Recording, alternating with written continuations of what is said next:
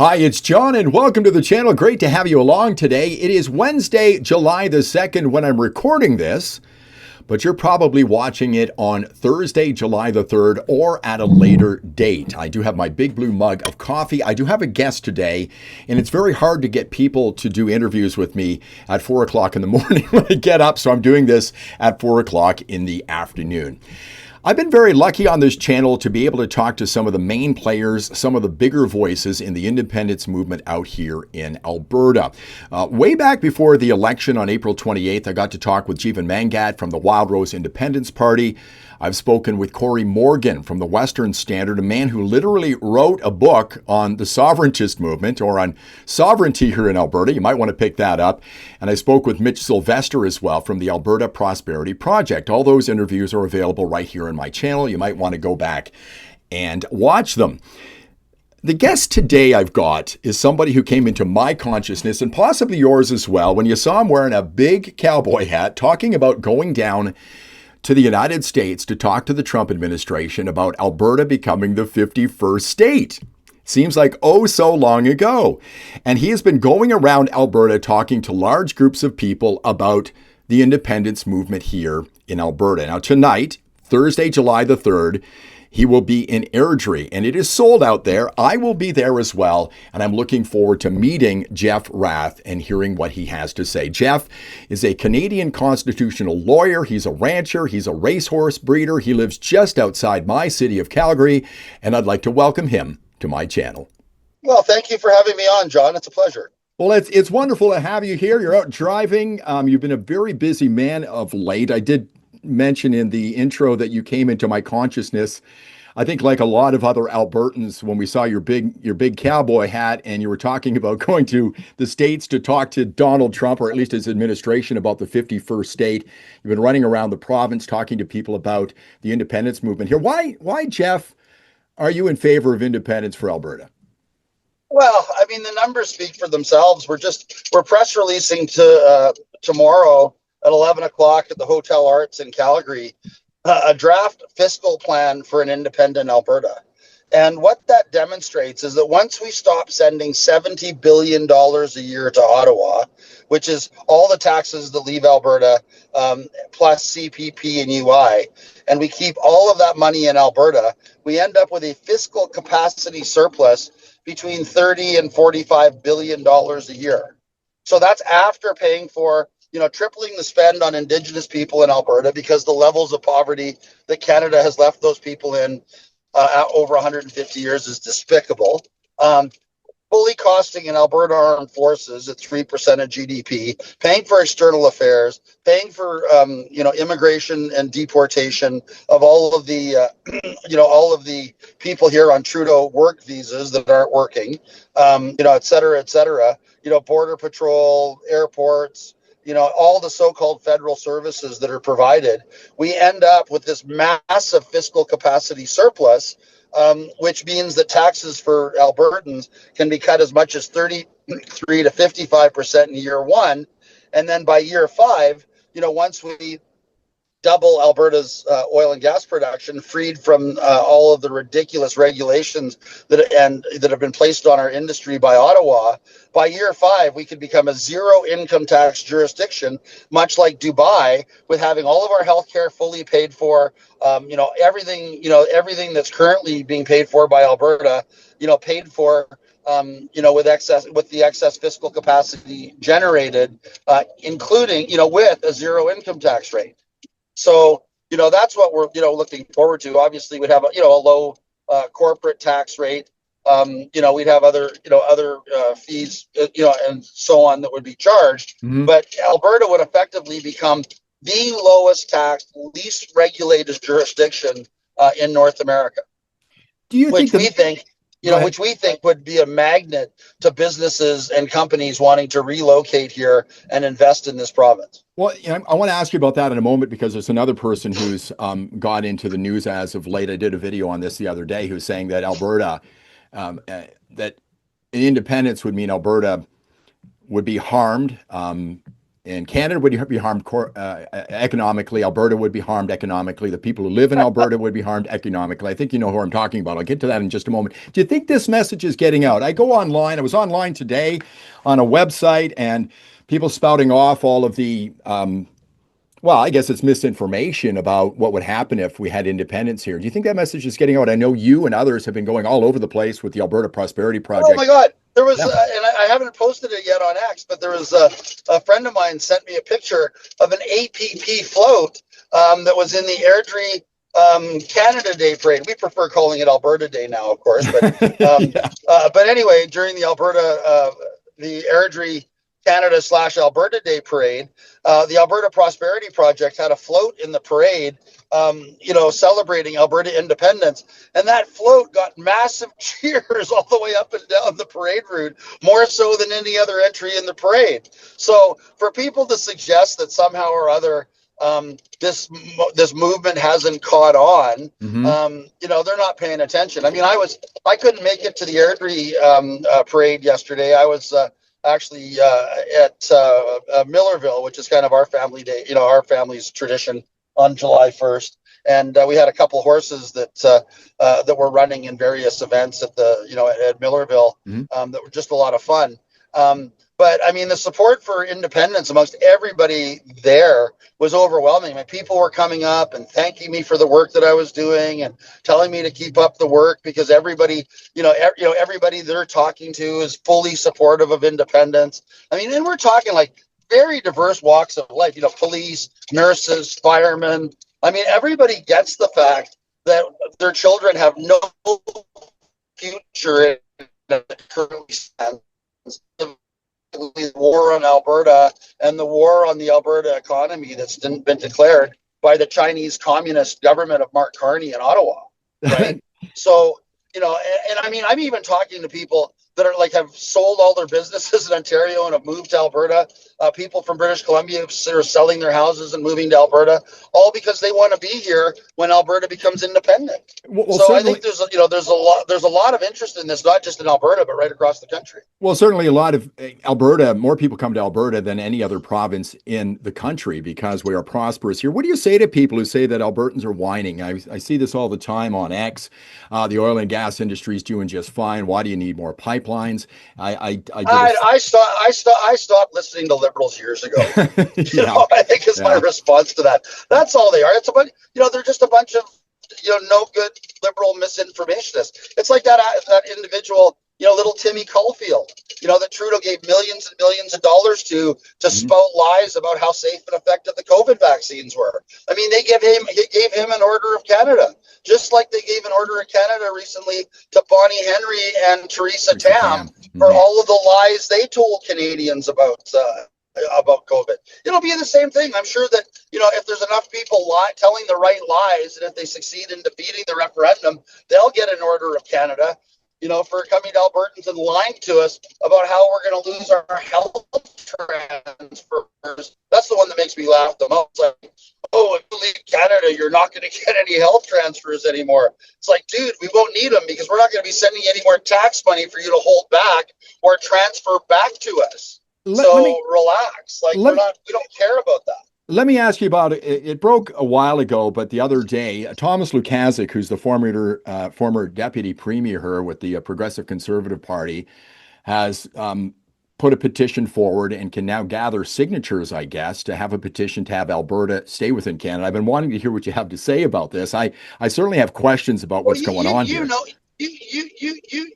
You know that Thomas Lukaszuk has basically been barred from ever participating in anything to do with the United Conservative Party of Alberta for life. Right? Well, no, he's got an axe to grind. I have no doubt about it. He was endorsing the NDP in the last election. So this whole petition drive of Lukaszuk's is on behalf of the NDP, and likely because his new business venture is in promoting Sharia law in Alberta through so-called halal mortgages and a halal mortgage corporation, right? So, I'm sure that Mr. Lukaszuk, for whatever reason, is concerned that any change to the status quo in Alberta won't be good for his business. But, I don't want to get into a lot of detail with regard to, Lukaszuk. I call it a phony petition. It's not, is brought under the old statute. I mean, they have to get, and it's not clear whether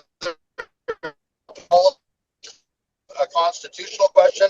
So at minimum, he has to get 300,000 signatures in 90 days. We don't think that he's got the organization or the capacity to do it.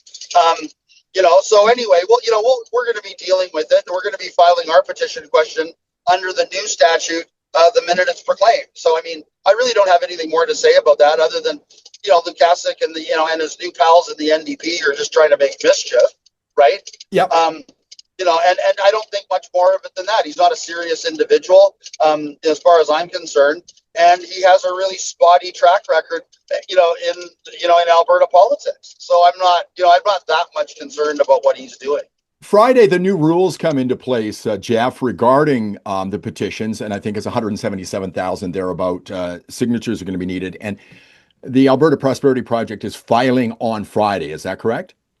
Yes, that's what we're doing going forward. Yeah. Do you think this is a growing movement? I know a few weeks ago I follow you on X.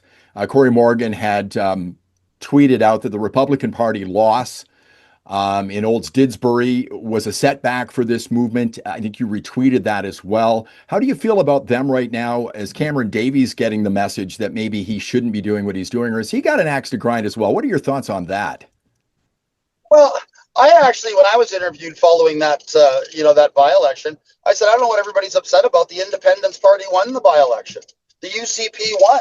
Over 65% of the UCP's membership is pro-independent. True. There was a recent poll, I think it was Leger, that came out with a poll that said as many as 70% of people who voted for the Canadian Conservative Party, the Conservative Party of Canada, in the last federal election, 70% of them were in favor of independence, right? So I think the problems, there were a couple things going on in Olds Didsbury, right? Mm-hmm. One, I think it's a testament to Premier Smith's continuing popularity, right? Yeah. Two, I think there's a lot of people that are turned off by the Republican Party brand, and the fact that, Cam Davies is so unapologetically pro-American, right? Right. Right. And a lot of people, the majority of the people within the independence movement, and that's why you won't, like when I first talked about going down to the United States, I was talking about going down there to explore the possibility and what that would entail. But through that exploration, it became quite clear the Americans are not interested in Alberta joining the United States as a separate state. They are very interested in being an independent country. You're kind of cutting out a little bit right now. I think you. Oh, here I'll pull over so that okay. We won't be interrupted any further. So okay. So the United States, in our meetings with them, made it clear that they're very interested in an independent Alberta from a national security perspective and an energy security perspective, because we would be out from underneath the control of the Communist Party controlled Liberal Party of Canada, right? Mm-hmm. So that's the basis that we're moving forward on. Also, the polling within our movement indicates that it's, sort of only a small minority of people that are pro-independence are interested in, in joining the United States. So, what we say is, look, it's a process. I'm not saying that, people that want to join the United States are wrong, but the first step to getting there in any event is getting Alberta out of Canada and becoming an independent country. And then I think once we do become an independent country and become as prosperous as I know we can become, I don't think a lot of people are going to be talking about wanting to join the United States anymore. I mean, the plan going forward is to be in a complete free market with the U.S., with an open border, free trade, no tariffs on any goods and services on both sides of the border. Increased, the doubling of oil exports to the United States through additional pipelines, including a pipeline to Tidewater through Montana, Idaho, and Washington State, et cetera, et cetera.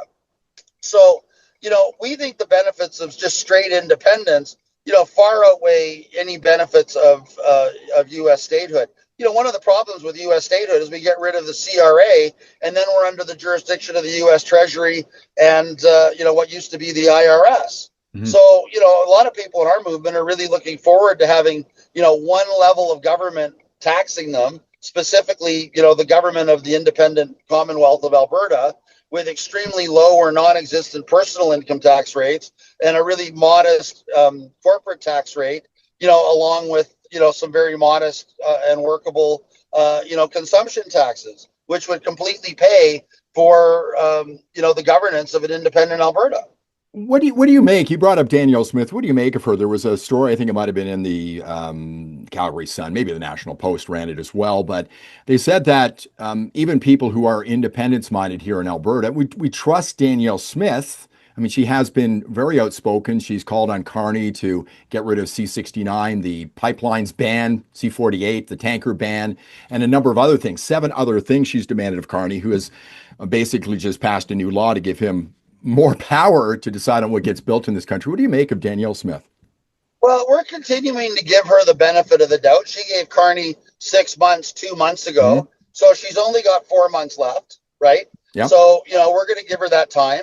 But, we're not buying the whole Team Canada routine, right? Right. Who wants to be on a team where every time you turn around, somebody is either elbowing you in the mouth or cross-checking you in the face? Danielle says, I'm on Team Canada.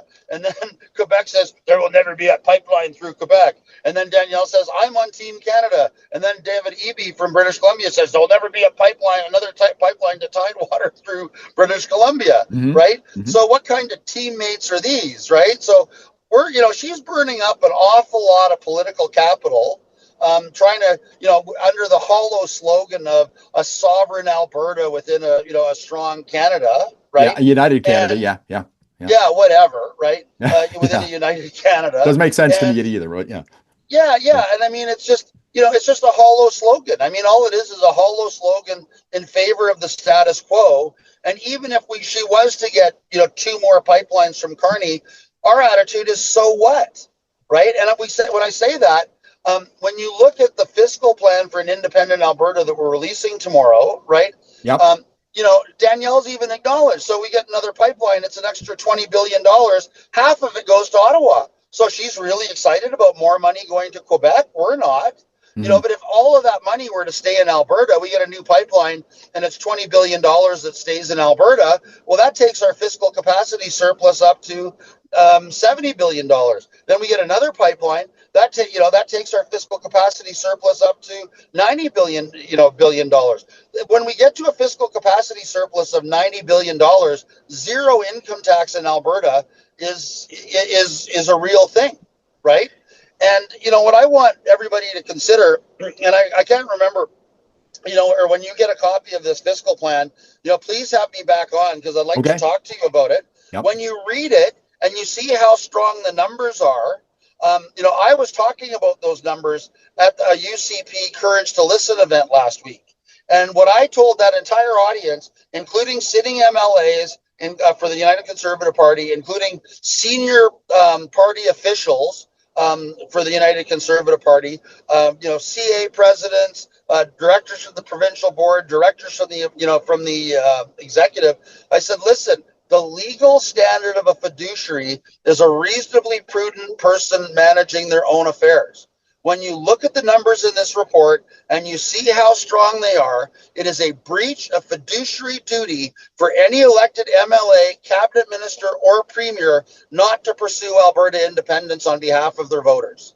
It's a complete abdication of any fiscal responsibility not to pursue that, given how strong the numbers are. Do you think there are a number of, I call them independents or sovereigntists in the UCP? Do you think a number of them would support that? Oh God, I actually, well, I mean, their base is our base, right? Is Danielle Smith one too? Answer that as well.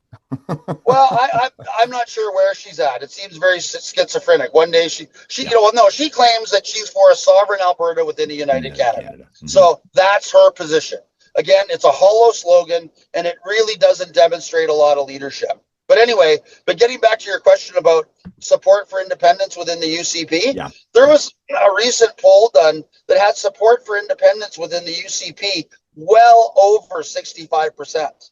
So that's a real problem that Danielle has. And I would say now, just like I got a standing ovation at a UCP event last week, including senior members of the executive, the boards of the provincial executive, CA presidents, sitting MLAs. I got a standing ovation in favor of Alberta independence at a UCP event. Yeah. So, I would say every month that goes by, and certainly as the numbers come out and people see that, a strong, financially strong, independent Alberta is a reality, by October, support, I think, for independence within the UCP could be well over 80%.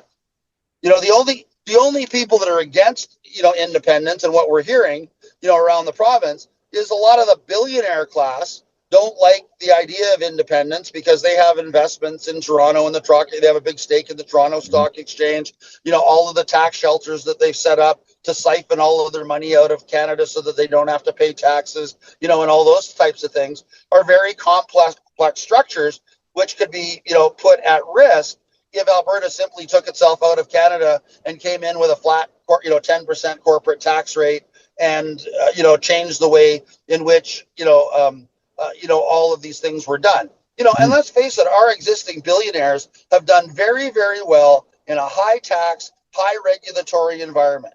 Like a whole bunch of them are lined up now with, knives and forks, like, waiting to get at the trough in and around that Pathways Alliance project. Carney's giant carbon sucking machine to so-called decarbonize Alberta, to decarbonize Alberta oil. Yeah. Well, and of course, I always point out to people, it's so funny when you think about the word hydrocarbon. Hydro is water, carbon is carbon. So if you decarbonize oil, does that mean you just have water? Like, what a stupid statement, right? Yeah. So that so all these people that have and these are all Brookfield adjacent, crony capitalists that they call stakeholder capitalists, that are all in on the big World Economic Forum scam, are all sharpening their knives and forks, waiting to get at the $50 billion trough of Alberta taxpayer money that's going to go into their hands so that they can suck carbon out of the, the Alberta oil patch. It's disgusting. It's despicable. And the worst of it is Danielle Smith supports it. Well, you did an interview back in April. I just want to mention this. And you said Albertans are sick and tired of being overtaxed and overregulated by morons who believe that punitive taxes on working families will change the weather. I love it because that's exactly how I feel. Yeah. No, and I mean, that's exactly what it is. I mean, it reminds me of the ancient Mayans and the ancient Aztecs, right? Mm-hmm. In this case, what they're doing is they're literally cutting the beating hearts out of working men and women in Alberta through overt taxation, in the same way that the Mayans and the Aztecs were physically cutting the hearts out of people thinking it was going to change the weather. It's the same level of magical thinking, right? Yeah. The other one I'd like everybody else to consider, that's watching this, is think about Carney when he talks about energy corridors. Like, he's going to allow Alberta a pipeline, all right? The pipeline just happens to be a liquid CO2 pipeline from the heart of the tar sands, out to Bonnyville Coal Lake to put CO2 back in the ground. Mm-hmm. His energy corridor has nothing whatsoever to do with oil and gas pipelines. And if Danielle Smith thinks that, she is deluded. So what they want, just let me finish this thought. Go ahead. I'm sorry. Yeah. So, what we think Carney's plan is that so-called energy corridor is going to be made up of massive high-tension power lines to run electricity, because God knows they don't want us driving any more cars and trucks in 10 years, right? Yeah. And that what they're going to do to deal with line loss, because Brookfield is so heavily invested now in getting more invested in modular nuclear, is that they'll just have a whole bunch of modular nuclear repeating stations along this energy corridor, right? Yep. So that they can that they'll actually have enough electricity in the Alberta grid so that Albertans could replace our 5 million cars and trucks with 5 million EVs, which will require literally a quintupling of the output of the present Alberta power grid, right? But keep in mind that the end goal is to make it 10 years from now that every time an Albertan plugs in a car or truck to an electrical outlet, right, that money is going to go directly into Mark Carney's hidden offshore Brookfield bank accounts. That's what this is. This is a giant corrupt scheme just to completely strip money out of Alberta and put it into the offshore bank accounts of all of these corrupt and crooked World Economic Forum shysters. And the other, and I don't want to get deep into it, but also he's into modular homes. There's a company called Modular that's run by Brookfield that builds modular homes. It's a, Oh, every yeah, time you turn around, there's yeah. another conflict of interest. Why do you think Trudeau was promoting heat pumps? It's because Brookfield owns one of the biggest heat pump manufacturers in North America. Why did Trudeau, and people talk about the offshore tanker ban. A lot of people don't know that Trudeau, with a flick of a pen, right, changed the specifications for rail car tankers to take Alberta oil from Texas. Guess what? The only company in North America is that can supply those cars now that Trudeau's outlawed 90% of North American rolling stock. Berkshire Hathaway. Who's in bed with Brookfield? Berkshire Hathaway. Hmm. Who's the only company in North America that builds tankers, rail tanker cars that meet Trudeau's specification or Carney's specification? Berkshire Hathaway, partnered with Brookfield. Right. I mean, this entire thing is crony capitalism at its most disgusting and most despicable, and we need to get out from underneath it. Okay, so I don't want to keep you very much longer. We've talked to you for quite some time. I did this with Mitch. No, I ranted and raved at you for 34 minutes. I did a rapid fire with Mitch when he was on here. So hopefully we can keep them down pretty short here. But I just want to throw some things at you and just get your initial thoughts on this. People say we need to give the new Liberal government a chance. Yeah, we did, and they screwed us every time we turned around. Yeah. This is the fourth time, right? Right? Yeah, absolutely. That's right. Yeah. A more friendly conservative government is just around the corner, so why not wait for that? Well, we don't have 5 years to wait. Carney's an existential threat to Alberta. We'll all be bankrupt by then. Okay. Indigenous groups, I know you work with them. They have a veto power over our resource projects. Oh, I don't believe that's the case. I've been litigating consultation cases my entire working career. The law is actually quite the opposite on that point. Okay. Yeah. You've mentioned this, but Carney wants us to be an economic and energy superpower. And you've spoken about provided, I'm sure, provided it's Brookfield-owned modular nuclear, Brookfield-owned hydrogen, and Brookfield-owned wind and solar farms. I mean, it's just a joke, right? Well, it's like they want to be an energy superpower, but they still want to preserve their right as Central Canadians to keep all of Alberta's oil and gas in the ground.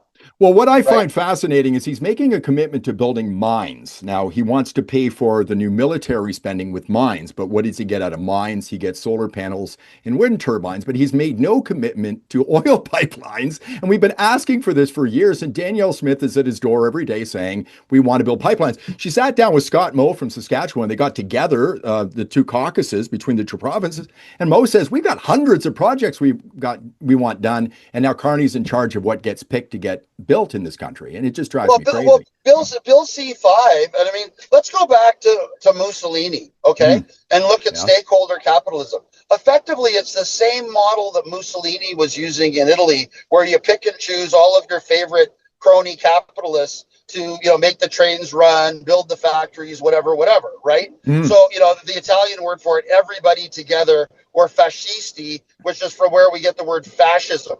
So basically, Carney's Bill C5 model, where he gets to pick and choose which companies are at the trough, which ones get the subsidies, which ones are exempted from Canadian law. It's basically Mussolini's program for revitalizing the economy of Italy, where Carney has now made himself the fascist dictator of Canada.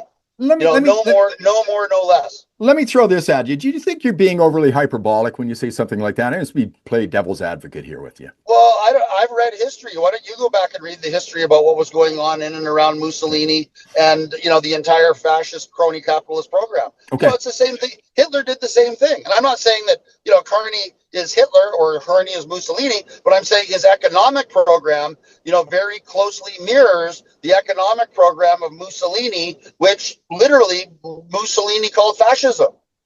Right. Okay, and I mean, and then, Mark Carney's World Economic Forum buddy and mentor, Klaus Schwab. I mean, his family money came from running slave labor camps using Jewish slave labor in Bavaria. I'm not going to get sued for saying that out loud. It's just true. Okay, right. So all of those people are either, they're either, outright fascists or they're fascist adjacent, and they love that kind of central control. Carney said as much in his book Values. he doesn't want a free market economy where, individuals compete with one another in an open and free market. He wants an economy where he gets to control all of the mega projects and make sure all of the money gets siphoned into, through Brookfield into his offshore accounts that none of us can see. So I don't think I'm being the least bit hyperbolic. Okay, so this will be the final one in a rapid fire. The independence movement is being run by grifters and con artists, according to Jason Kenney. Are you a grifter and a con artist, Jeff? I haven't been paid a nickel for anything I'm doing on behalf of APP. And if you want to look at a grifter or a con artist, let's ask Jason Kenney how he got his multi-million-dollar, $1 million stipends from all these various corporations on whose boards of directors he sits, and ask him why it was after ATCO, where he sits on the board, was fined $35 million for defrauding Alberta power consumers, whether his reward for not ordering ATCO to repay all the consumers in Alberta that they defrauded, was a seat on ATCO's board of directors. Mm-hmm. Okay. So, my favorite one too is when Jason Kenney called me a quote unquote traitorous kook. I can get into all of the kooky things that Jason's done over his career, including locking every Albertan illegally in their homes during COVID, for which we rightly threw him out of office onto his ass. Okay. Needless to say, there's no love lost between Jason and I. I was involved in getting him fired, and I was also involved in getting a court order that said every single order that was issued under Dina Hinshaw's name during COVID was actually an order issued by Jason Kenney, deceptively put out under the name of Dina Hinshaw as Chief Medical Officer of Health. So, if he wants to call us grifters and con artists, the biggest con ever perpetrated against Albertans was Jason Kenney pretending that every dictatorial order that he issued during COVID was issued by Dina Hinshaw, our doctor. Right. So, Jason, anything Jason Kenney has to say to me, it doesn't cut very deep. Well, I love that you don't. I love that you don't mince your words. I'm looking forward to meeting you tomorrow night, or tonight, I guess, because people are seeing this on Thursday morning, or on July the 3rd. If you're seeing it after July the 3rd, I'm looking forward to meeting you. What do you think? What do you think? Just final question. What do we have to do to get over the top here so this movement is successful and Alberta gains its independence?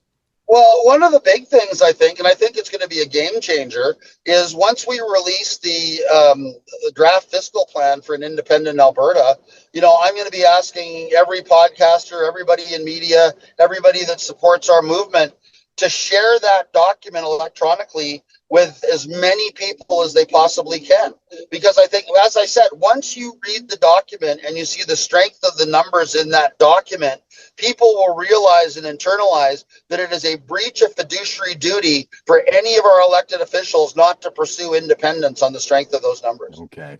Well, thank you so much for doing this. I do appreciate it. I hope to have you back on, like I want to have the other people I've had on this channel in the past back on as well, because I want to see this movement get the success I think it truly deserves. And I want Alberta to get what it really wants. I think, a lot of keyboard warriors out east don't understand our province. They don't get us. I didn't know about it until I moved out here about 13 years ago, and I soon became an independent-minded Albertan. So I appreciate you being here. Thanks so much. No, I appreciate you too, John. But I really do want to say that we've been overwhelmed, by the support that we've received from Canadians right across this country. Yeah. And I get calls every day from people in Toronto, Montreal, the Maritimes, right across the West, British Columbia, saying, God, keep it up. Got to get Alberta out of Canada. You're the only hope to save Canada.